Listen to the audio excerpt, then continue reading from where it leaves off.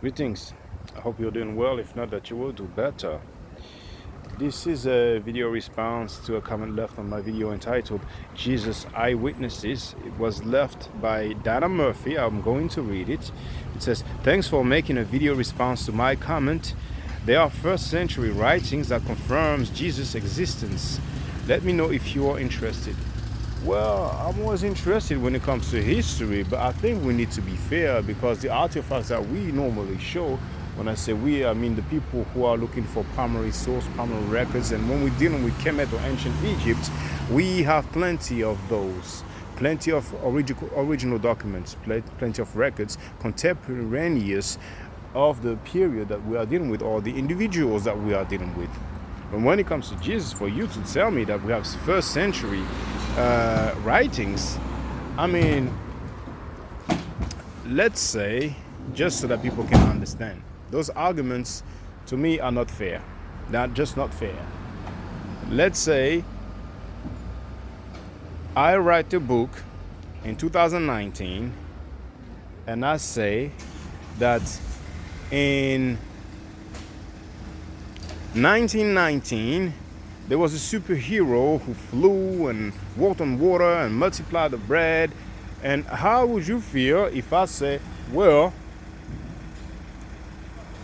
we have 21st century writings confirming the existence of that superhero?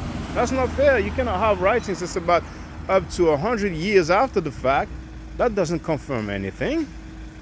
That just does not confirm anything.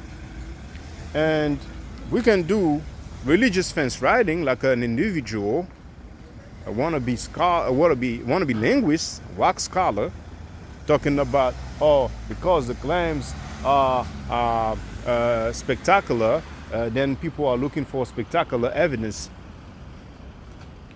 We're talking about somebody who performed what we qualify as miracles.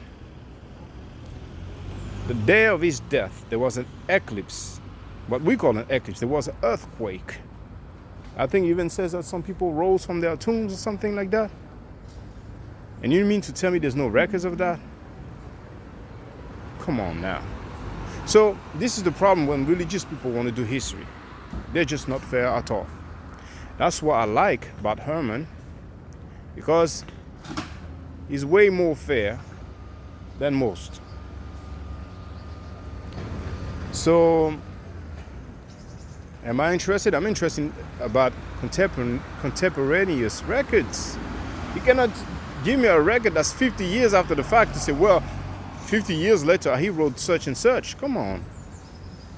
I don't think that's fair. Really, I don't think that's fair. 100 years later, so let's say I have children and grandchildren, and 100 years after I pass away, they're going to write that I performed miracles and I healed people and I resurrected people. Would that be fair?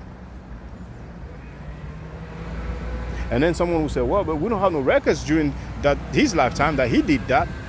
And somebody will say, well, but we have records that's like 50 years later or 100 years later that confirms this. That's just not fair.